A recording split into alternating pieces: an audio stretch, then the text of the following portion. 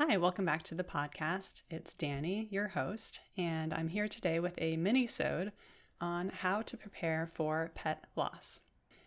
So last week, I did an episode about my adoption story of my dog Bambi, and I actually, at the time I recorded it, didn't realize how close we were to our anniversary, but I'm recording this on June 12th, and that was the day in 2020 that I adopted her, so it's been 4 years of us together. She's 14 now.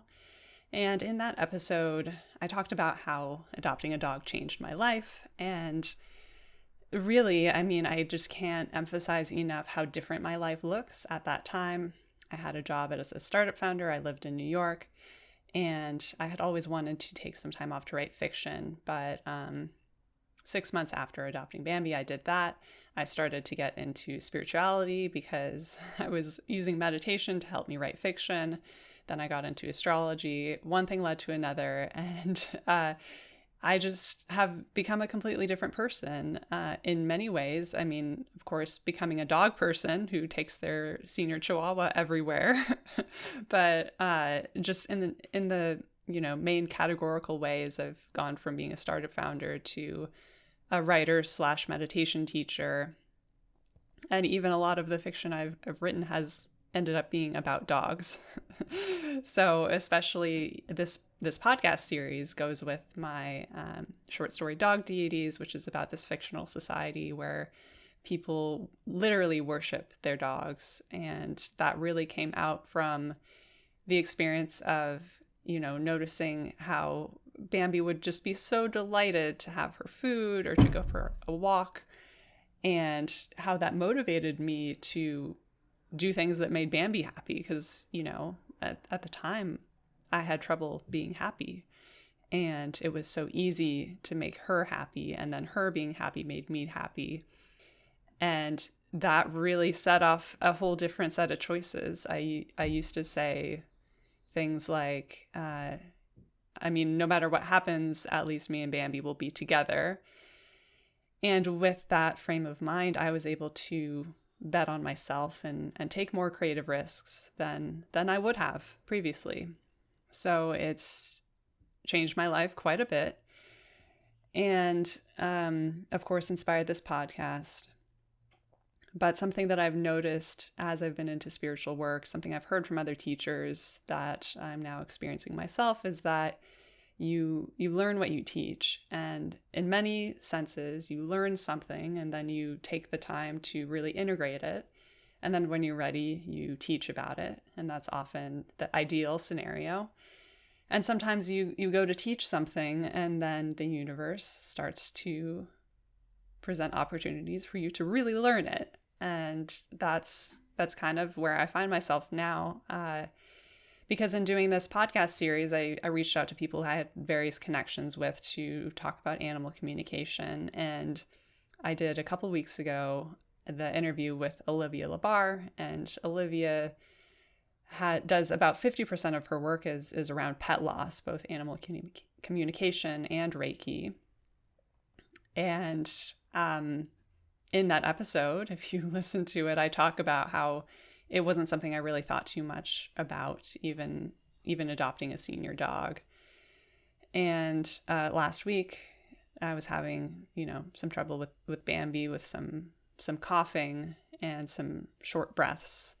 And we went into the vet and we got the diagnosis of congestive heart failure, which was very difficult.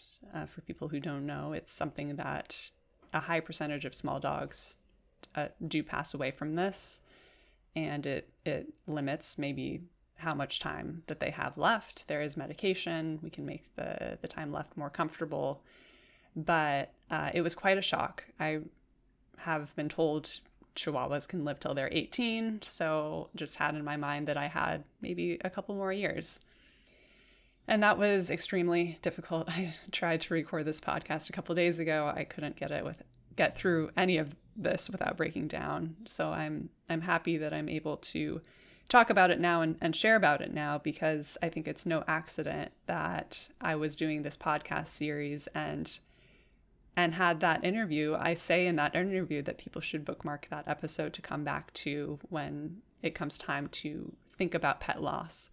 And so then I found myself re-listening to the episode that I recorded, and it really made me think that I wanted to pull out part of that interview to have a standalone episode, because her advice on pet loss, it's kind of in the middle of the interview, but there's one clip from it that I think is so helpful that I wanted to put it in its own episode so that people could share it and come back to it more easily. So I'm going to go ahead and put that in now. So this is Olivia answering the question of how to deal with pet loss. Animals are, I found, to be like really beautiful teachers about death. For the most part, they seem to be more kind of just accepting of what's going on. Sometimes there's like certain situations when they're in a lot of pain, or there's, accidents happen. That's sort of a different thing. But a natural death, like, they're usually kind of okay with it. So I think, first of all, they want their people to know, like, they're okay, it's going to be okay. They really usually want the person to acknowledge it. What helps, I think, more than anything is like communicating with them about it, like finding out what they need up to the point. But they really usually want their people to first, like, there's something like within us that's like, it's not okay for you to die ever. And they want us to like get to the point where we can be at least like a little bit like, okay, I accept that it's going to happen. I don't need to be okay with it, really. But they want us to kind of become like accepting of the reality. And in that way, like, also giving them permission. A lot of them ask, like, it's not like they need our permission to die, but like, say, like, it's okay to die. Like, it's Yeah. okay. You don't have to be here for me. Like, it's okay. I feel like they all usually want to know, like, their person to say it's okay. And then the other important part is, like, it goes hand in hand with like you getting whatever support you need, whether that's a therapist, a grief counselor, and then, like, honestly, having a plan. Obviously, not all deaths kind of have a plan. There are accidents, there are things that happen quickly, but like, kind of starting to think about things like, okay, if it did come down to a decision of euthanasia, how are we going to handle that decision? Is it a decision you would like your animal to be involved in? If so, then you can talk to a communicator about it. What's kind of the line in terms of sickness then, and things that you are able to cope with, and the animal's able to cope with, in order to like make that decision, like kind of maybe some guidelines of like when you might start to be thinking about it. And have you talked people through that with the animal? And the animal will give feedback on like what point they would want to get to?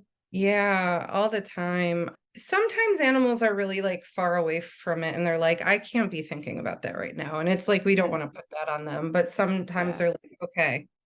Some will say, like, I will meow like this, or I Oh, will wow. like this. Yeah. And then, like, they're like, that's when you know. And some are like, well, here are the things that are very important to me. Like, if I can't clean myself, if I'm like incontinent all over the place, or if I can't walk at all, sometimes I'm like, I need help. Or if I'm in like a lot of pain, a very apparent pain, things like that. Some animals are like, I am going to the end. I don't need help transitioning, and I will even go through painful things. And I've helped people through and animals through that, and it's actually so beautiful and amazing. But yeah, and there's even like the decision of like, do you have, someone come to your home for euthanasia if you do decide to do that? If it's a natural death, like, can you prepare where they are and make it the most comfortable and pleasant for them? Or sometimes there's certain people or other animals they want to see or to be around. Oh, yeah. Yeah, they often like want people to just talk to them about like their lives together. Like, here are the fun, good memories. Thank you for like teaching me this. Thank you for um this good time we had. Thank you. This is what you brought to my life. And they kind of like, there's something about the energy of that like just that they seem to want, that they like, and helps them feel calm. So the human is saying like, thank you for those good times. Yeah, the human is saying it. Like animals want usually, and I can't, every animal is different. So, but Yeah. it's like they want you to tell the story of your life together while they're still there and after too. Yeah. Yeah. Yeah. It's like not too different from like, I guess, a person having a death doula or like a mindful death experience where, they choose certain things and they're part of it. I feel that that can really help people and animals. Like when you're like, we are intentionally creating this experience together instead of it being something that's just happening that feels out of control that you don't have anything like any say in, if that makes sense. Mm-hmm. It's like Yeah. certain things you do have a say in about it. So now I want to jump in as someone who is dealing with this in the moment and respond a bit to what some of Olivia's advice was. And the first is that when I remembered the episode, I remembered her saying that you could ask your pet what they preferred in terms of how the end of their life would be managed. Do they go naturally? Do you get support through youth with a vet? And I actually didn't remember her saying to think about what's right for you and the pet. And I was relieved because as I talked to the vet about Bambi's condition, it was clear that she would physically be in a state that would really induce panic as it gets worse, and so it just really didn't seem like it would be good for either of us to try and let her go naturally. So I feel pretty clear on if this is the condition that ends up being her end of life. Pretty clear that I would both want support and also that I would want to do it at my own home. She gets really terrified as soon as she sees the vet office, so that's not going to be the place that will want to do that. Really want her to go gently and peacefully. And something else that Olivia said, it's actually in a different part of the interview, which I definitely recommend listening to the whole thing at some point.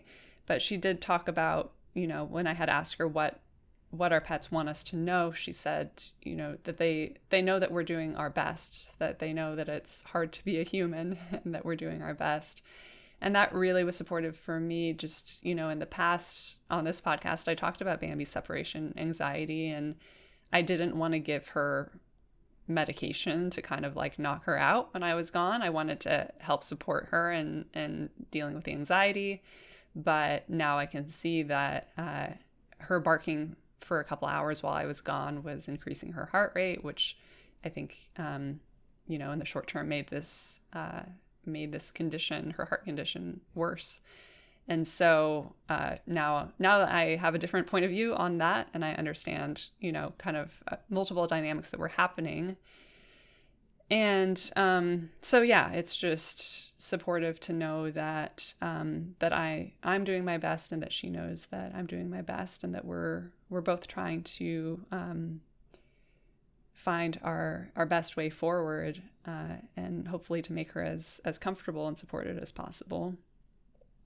The other thing I loved that Olivia said was that there's this wonderful energy in talking to your dog about the ways that they've made your life better.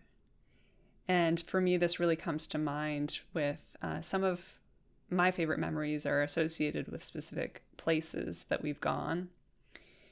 And that was actually what was so hard about just the thought of losing her, is that I just moved to there's this park that I love to take her to, and I just moved to that town. So we live like down the street from the park. And so I was like, oh my gosh, how am I going to like go to this park and think of all the fun memories, and she's not here anymore.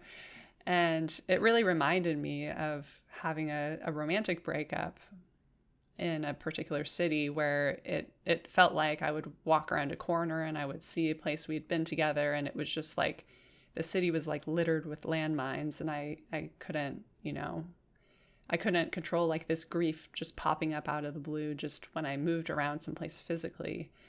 So it helped me a lot to reframe that, and to know that in the time we have left, something I'm going to be doing is really prioritizing going back to some of these places that are my favorites, that, that some of them that we sort of discovered together, and then some that are just places that we've gone together and had a really good time, to go back to them and tell her about why the time was so special for me. And then also tell her that I'll keep coming back. I'll keep coming back to those places, and I'll be able to remember her and feel connected to her in those moments. And the other part of that is just recognizing who I am and how I've changed. So it really is like when you lose a person, when you lose a family member or a friend, and how it's like you're losing them, but you're also losing this part of yourself. Different people bring out different parts of us. Maybe there's a part of our sense of humor that they seem to appreciate in a different way. But, I just talk to Bambi all the time. I talk to her in a goofy voice. And when I lived alone before I adopted her, I didn't speak aloud. And it's something that's helped me actually like feel into like thoughts and emotions, and really understand myself better. There's also a slowness to my life with her that was inspired by her love for naps and walks. And I've been more accepting of not doing things all the time because we get to do nothing together, and it's wonderful. There's also a maternal part of myself where I obviously clean up after her, make food for her and stuff like that, carry her places. And that's an aspect of myself that I wasn't tapping into any other way. So, it's sort of facing these different parts of myself and reflecting on who I am without her.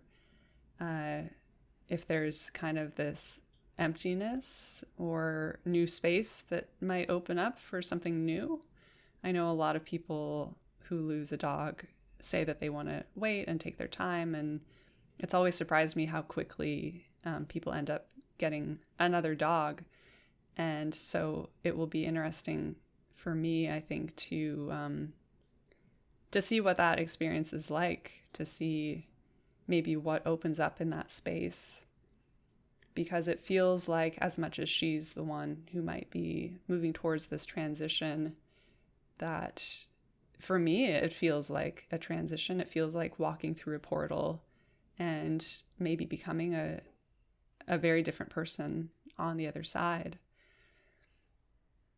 The other piece I would say is that it's really brought me into the present moment. And that's something that I've read a lot about, how important it is to be in the present moment. And it doesn't always really click with me. And now I have a very practical reason to be in the present moment, that when I'm sitting next to her on the bed and she's, leaning on my thigh, or when I'm falling asleep and I'm listening to her snores across the room, that I just get to really enjoy that.